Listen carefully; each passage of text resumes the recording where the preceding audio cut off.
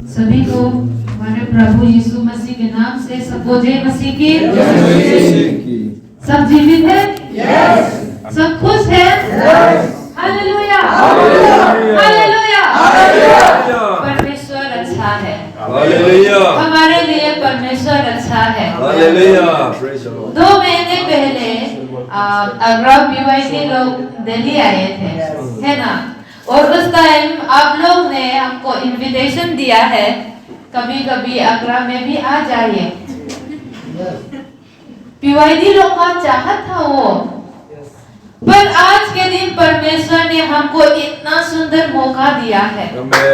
Hallelujah, hallelujah. मेरे वचन की ओर सबसे पहले हम वचन पढ़ते हैं। मत्ती 14 अध्याय, मत्ती 14 अध्याय 6 से लेकर 8 तक। मत्ती 14 का 6 से लेकर 8 तक। और जब हेरोदेस का जन्मदिन आया तो हेरोदियास की बेटी ने उत्सव में नाच दिखाकर हेरोदेस को खुश किया। इसलिए उसने शपथ खाकर वचन दिया कि जो कुछ तू मांगेगी मैं तुझे दूंगा। वह अपनी माता की उकसाई हुई बोली, यूहन्ना बपतिस्मा देने वाले का सिर थाल में यही मुझे मंगवा दे। आमीन। परमेश्वर वचन को हम सब के लिए आशीष करे। सबसे पहले मैं धन्यवाद कहना चाहती हूँ, हमारे भारत में कैपिटल सिटी दिल्ली है। दिल्ली पीवाईडी लोग और हमारे देश में सारे दुनिया में दिल्ली से ज्यादा आगरा नाम लोग पहचानते हैं। क्यों? क्योंकि यहाँ पे ताजमहल है। ताजमहल है। तो दिल्ली पीवाईडी और आगरा पीवाईडी लोग तो प्रोग्राम रिवाइवल प्रोग्राम में अधिकारियों ने और परमेश्वर ने मुझको इतना सुंदर मौका दिया है आप लोगों के सामने प्रचार करने के लिए। इसलिए सबसे पहले मैं धन्यवाद कहना चाहती हूँ। और अग्रा पीवाईडी लोग जब हम यहाँ पहुंचा है, आप लोग के बिना हम अग्रा में नहीं घूम पाएंगे। पहुंचते हमारे भाई लोग वहाँ रेल स्टेशन में आए थे और उन्होंने हमारा अगुवाई किया है दिन भर। और बहुत थकान हो गए थे हम, बहुत धूप भी है। दिल्ली में उतना गर्मी नहीं है, हम तो वहाँ कमर ढक के सोए हैं, पर यहाँ आते आते बहुत गर्मी हो गए है। पर जब हम चर्च पहुंचा है, तुरंत हमारे पीवाईडी जवानी लोग हमको ठंडा पानी पिलाते हैं, जूस पिलाते हैं, शाम को नाश्ता खिलाते हैं। मैं बहुत बहुत धन्यवाद कहना चाहती हूँ। आप लोग का स्वागत करने का तरीका देख के मैं थोड़ा शर्म लगती हूँ, क्योंकि जब आप लोग दिल्ली में आया है उतना ज्यादा हमने नहीं किया, पर इतना बड़ा सा स्वागत हमारे लिए आप लोग ने तैयारी किया है। इसलिए पास्टर लोग से और सब अग्रा पीवाईडी लोग से मैं धन्यवाद कहना चाहती हूँ। शाम को जब हम लोग नाश्ता खाते थे, हमारे पास्टर लोग मजाक किया था। उन्होंने क्या कहा, मुझको वार्निंग दिया है। हाँ, बहन के भी, हमारे मिशनरी के भी जो है ना, प्रचार लंबा नहीं करते हैं। हाँ, प्रचार लंबा नहीं करते हैं, क्योंकि बाइबल स्कूल में जहाँ हमने वचन सीखा है वहाँ तो टाइम लिमिट रखते हैं। एक प्रचार 20 मिनट 30 मिनट से ज्यादा होना नहीं चाहिए। इसलिए हमारे बहन लंबा प्रचार नहीं करते बोला है उन्होंने। पर मुझे नहीं पता, मेरे प्रचार तो कम से कम 1 घंटा होते हैं। तो आप लोग तैयारी करिए 1 घंटा सुनने के लिए। Hallelujah, hallelujah. जैसे मैंने कहा, आज मेरा मन बहुत खुश है, पर खुशी होने के बावजूद उतना लंबा बोलने की कोशिश नहीं करूंगी। जैसे हमारा भाई अनंत ने बोला है, मैं छोटा सा वचन दूंगा बोला था उसने, वैसे ही मैं भी छोटी सी वचन दूंगी। और आज का वचन के टॉपिक के लिए भी मैंने चुना है छोटा। हमारे बीच में सबसे छोटा कौन होगा? जोजो? हाँ, जोजो होगा शायद, है ना? बच्चे ही है। जवान होने के बाद अगर लोग ने हमको छोटा समझेंगे तो आप कैसे लगेंगे? बुरा लगेंगे या अच्छा लगेंगे? बुरा, है ना? क्योंकि हर एक इंसान बड़ा होना चाहते हैं और विश्वास में भी हम बड़ा होना चाहते हैं, कलीसिया में भी हम बड़ा होना चाहते हैं। कौन बड़ा होना नहीं चाहिए? कौन हमेशा सबसे पीछे बैठना चाहिए? स्वर्ग जाते वक्त कौन सबसे लास्ट में जाना चाहिए? कोई नहीं है। हर एक इंसान चाहे संसार में हो चाहे परमेश्वर का राज्य में, हर एक इंसान बड़ा होना चाहिए। पर आज का वचन के लिए मैंने छोटा चुना है। तो जो वचन हमारे भाई ने सुनाया है, यहाँ हमने देखा बपतिस्मा देने वाला यूहन्ना का कहानी। बपतिस्मा देने वाला यूहन्ना कौन है? दुनिया में सबसे बड़ा राजा है क्या? नहीं, वो एक परमेश्वर का सेवक है, साधारण सेवक है। आज किसका कपड़ा सबसे महंगा होगा? यहाँ हमारे भाई जो यहाँ बैठा है इसका, या ये कोट सूट वाला सबसे महंगा होगा, या हमारे पास्टर का? दुनिया में तो महंगा महंगा सामान बहुत ज्यादा है, पर ये बपतिस्मा देने वाला यूहन्ना जो है उसने महंगा वस्त्र नहीं पहना है। फिर भी यीशु मसीह ने बपतिस्मा देने वाला यूहन्ना के बारे में क्या कहा? स्वर्ग में जो सबसे बड़े हैं वो भी यूहन्ना से छोटे हैं। इतना बड़ा है यूहन्ना, पर वो यूहन्ना जो परमेश्वर यीशु मसीह के दृष्टि में सबसे बड़ा था, बंदीगृह में एक राजा, संसारिक राजा ने उसको बंदीगृह में डाला था। कारण क्या है? परमेश्वर का सेवक था तो बंदीगृह में क्यों डाला? कारण ये है, उस टाइम उनका राजा का नाम हेरोदेस राजा है और उस हेरोदेस राजा का एक बड़ा भाई था और बड़ा भाई का नाम था फिलिपुस, और फिलिपुस का बीवी है और बीवी का नाम है हेरोदियास। हेरोदियास। तो एक दिन फिलिपुस का बीवी हेरोदियास और राजा हेरोदेस ने व्यभिचार किया। दोनों ने व्यभिचार किया और उसके बाद हेरोदेस राजा ने अपना बड़ा भाई का बीवी को अपना बीवी के लिए रखा। अच्छी बात है क्या? नहीं है, बहुत बुरा बात है। इसलिए बपतिस्मा देने वाला यूहन्ना राजा हेरोदेस के सामने गया और उसने कहा, हे राजा, जो आपने किया ये अच्छा नहीं है, अच्छा नहीं है। आपने क्यों इस तरह व्यभिचार किया है? हेरोदेस राजा गुस्सा हो गया। मैं एक बड़ा राजा हूं, तू कौन है? तूने मुझको क्यों शिक्षा दिया है? मैं राजा हूं, जो मैं चाहता मैं करूंगा। ये इंसान बंदीगृह में डाल, तुरंत जेल में। इसलिए यूहन्ना बपतिस्मा देने वाला जेल में था। और उसके बाद थोड़े समय के बाद क्या हुआ था, थोड़े दिन के बाद क्या हुआ था, राजा हेरोदेस का जन्मदिन आया। और राजा हेरोदेस का जन्मदिन में उसी टाइम वे लोग बहुत क्या है, दाखरस पीते थे। पीने वाला हमारे बीच में है क्या? अच्छा नहीं है। इस दिन में भी अच्छी बात नहीं निकला। पीना अच्छा बात नहीं है। उस दिन राजा ने बहुत पिया और बहुत नशा हो गया था। और जब राजा नशा हो गया था, हेरोदियास का छोटी बेटी, उसके नाम है सलोमी, छोटी बेटी सलोमी राजा के सामने नाचने लगा। बहुत नाचने लगा और राजा नशा हो गया। छोटी बेटी देख के हेरोदेस राजा ने क्या कहा, हे बेटी मेरे पास आ जाओ, बहुत सुंदर से नाचते हैं आप, क्या चाहते हैं? जो आप चाहते हैं मैं आपको दूंगा। बोलो, मेरे राज्य में अगर आधा को भी मांगोगे तो मैं आपको दूंगा। ये चर्च का जमीन खरीदने के लिए हमारे पास्टर लोग कितना मेहनत किया है। इतना छोटा सा जमीन है।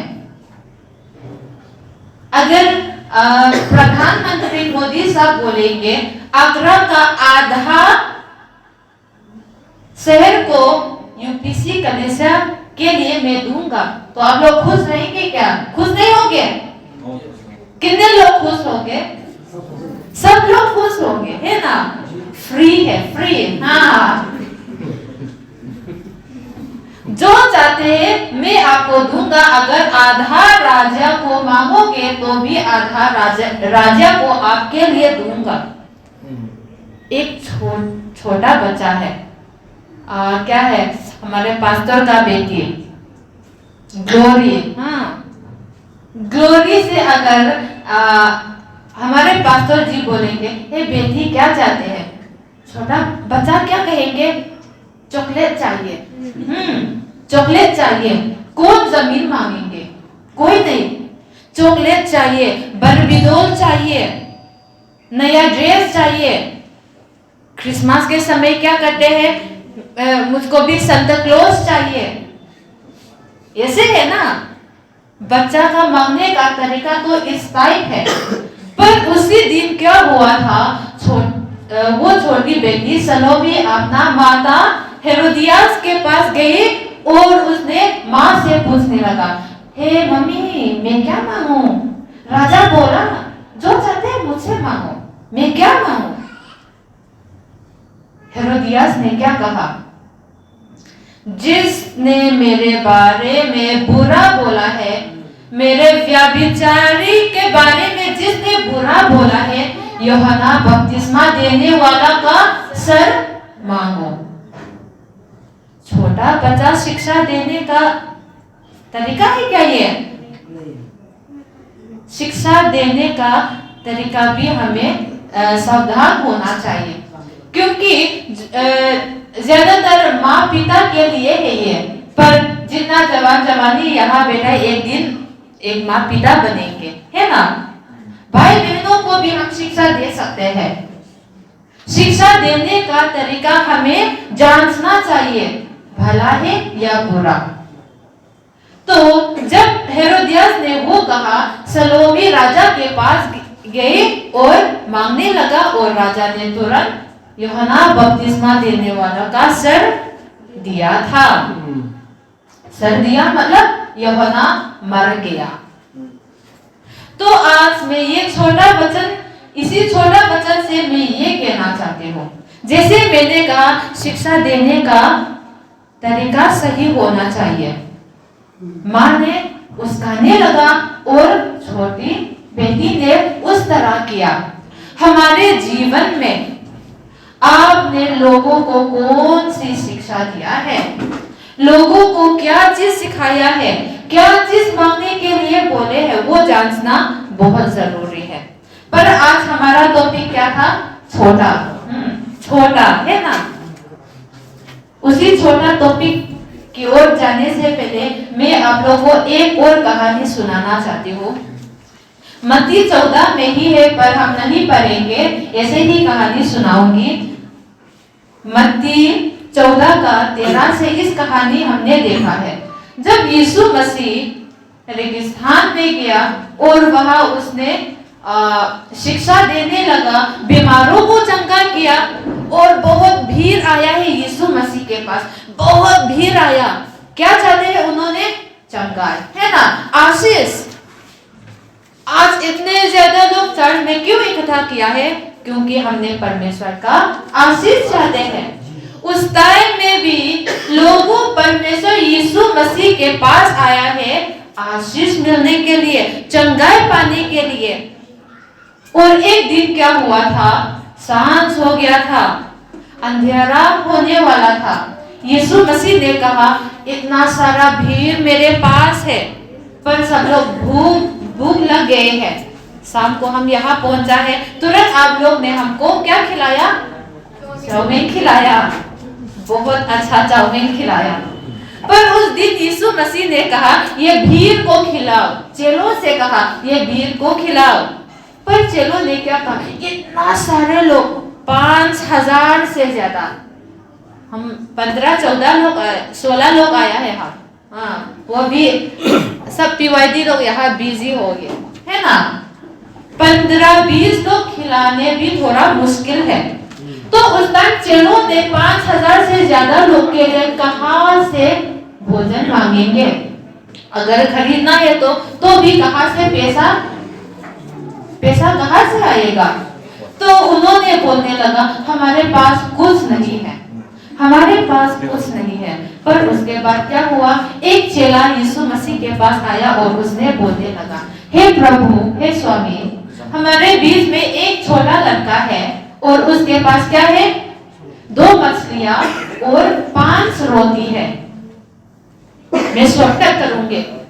यीशु मसीह ने 2 मछलियां और 5 रोटी लिया, आशीर्वाद किया और 5000 से ज्यादा लोग को खिलाया था। खिलाने के बाद क्या हुआ, 12 टोकरी फिर बच गया है। Hallelujah, hallelujah. ये 2 कहानी से मैं ये कहना चाहती हूँ, दोनों का टॉपिक छोटा है। पहले वाला एक छोटी बेटी के द्वारा और दूसरा वाला छोटा बेटा के द्वारा। पर पहला कहानी में क्या हुआ था, एक छोटी बेटी के वजह से परमेश्वर का सेवक मर गया था। और दूसरा कहानी में क्या हुआ, छोटा बेटा के वजह से 5000 से ज्यादा लोग हमारे प्रभु ने खिलाया है। हालेलुया। हमारे जीवन में बहुत ज्यादा छोटा छोटा चीज होगा। मुझे नहीं पता आपके जीवन में क्या बड़ा है क्या छोटा है। जो मैंने बड़ा समझते हैं शायद हमारे भाई बहन लोग छोटा समझेंगे, और जो मैंने छोटा समझते हैं शायद आप लोग बड़ा समझेंगे, क्योंकि हर एक के लिए अलग अलग होते हैं। पर यहाँ से मैं ये कहना चाहती हूँ, जिस चीज ने आपको पाप में फंसने दिया है वो चीज उतना बड़ा नहीं होगा। जिस काम ने आपको चर्च आने का रास्ता में रुकावट डाला है वो बड़ा चीज नहीं होगा। प्रभु का सेवा में जिस चीज ने आपको रुकावट दिया है वो बड़ा नहीं होगा, छोटा सा चीज होगा। और उस छोटा चीज के वजह से हमारे स्वर्ग का रास्ता बंद हो जाते हैं। परंतु छोटा चीज के वजह से भी हम स्वर्ग पहुंच सकते हैं, है कि नहीं? 2 मछलियां से अगर 5000 लोग खिला सकते हैं तो आपका छोटा सेवा के द्वारा बहुत लोग उधार मिल सकते हैं, प्रभु का आशीष मिल सकते हैं। हालेलुया। फर्क हमें जानना जरूरी है। जांच के देखो आपके जीवन में क्या छोटा है और उस छोटा चीज को भलाई के लिए या बुराई के लिए आप इस्तेमाल करोगे। चॉइस आपके हाथ में है। मैं नहीं चुन सकते आपके लिए, जो आप चाहते आप करेंगे, पर उसी काम का फल आप ही मिलेंगे। हर एक इंसान अपना अपना काम का फल मिलेंगे। मेरे भलाई काम के फल आप नहीं मिल सकते हैं और आपके भलाई काम का फल मैं नहीं खा सकती हूँ।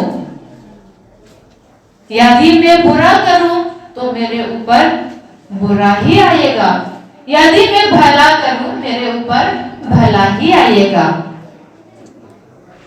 इसलिए जितने लोग आज यहाँ परमेश्वर के भवन में इकट्ठा हुआ है, आप लोग के सामने मैं ये कहना चाहती हूँ, हमारे जीवन में परमेश्वर का सेवा करने के लिए ज्यादा बल जरूरी नहीं है। गीत में हमने कैसे गाया, ना तो बल से ना शक्ति से पर तेरी आत्मा के द्वारा। परमेश्वर का आत्मा के द्वारा हमें परमेश्वर का सेवा करना चाहिए। यदि आप अपना बल से परमेश्वर का सेवा करने की कोशिश करोगे तो एक दिन जरूर आप निराशा हो जाएंगे, क्योंकि ये एक इंसान का शरीर बहुत दुर्बल है। ये दुर्बल शरीर में परमेश्वर का सेवा नहीं कर सकते हैं। परमेश्वर के बिना मैं कुछ नहीं हूँ, परमेश्वर के बिना आप कुछ नहीं है, हम सब कुछ नहीं है। जब हमने परमेश्वर का हथियार को उठाएंगे, आत्मा के द्वारा हम काम करेंगे, आपका छोटा सेवा भी बहुत लोग के लिए आशीष का रास्ता हो सकते हैं। Hallelujah, hallelujah.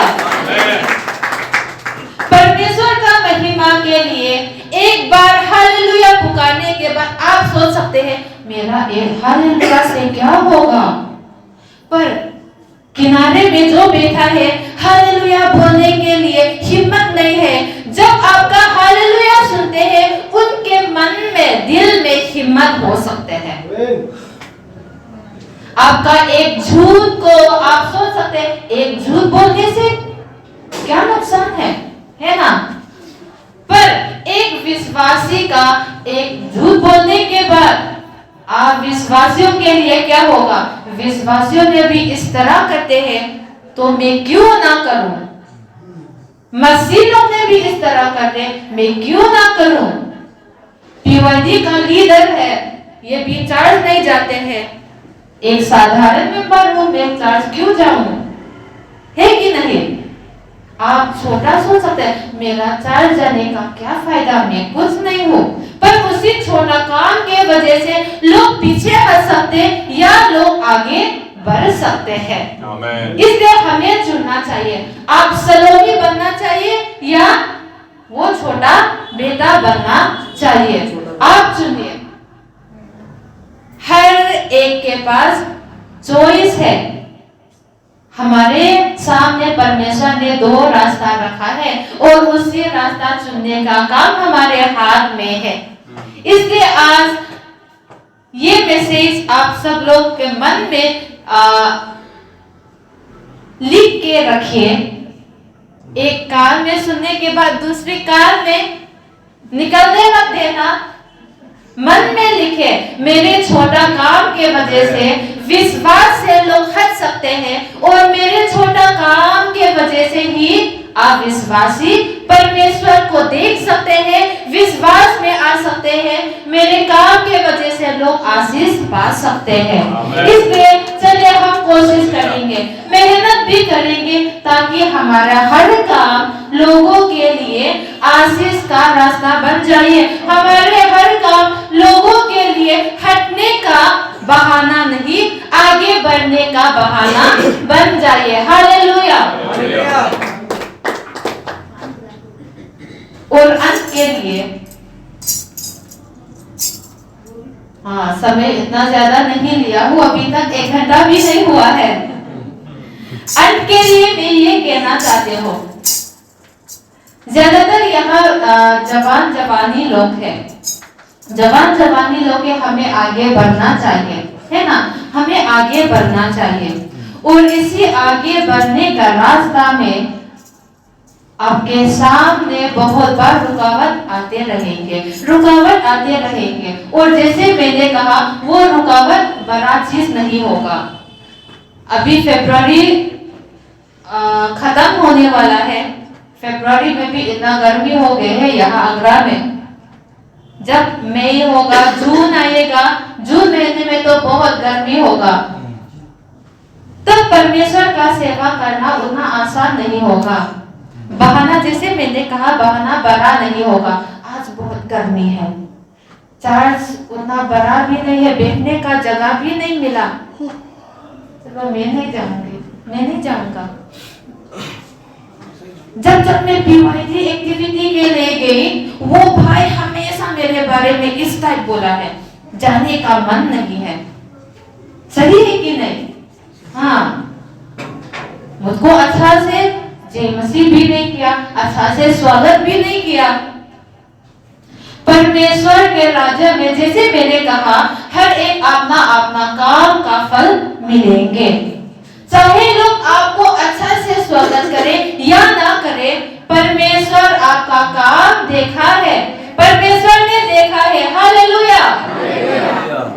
इंसान का सेवा, एक मनुष्य का सेवा हमें नहीं किया है। किसका सेवा हमने किया? परमेश्वर का सेवा। इसलिए हमारा हर काम परमेश्वर के सामने भला सीधा होना चाहिए। इस वचन को हम सब के लिए परमेश्वर आशीष करे।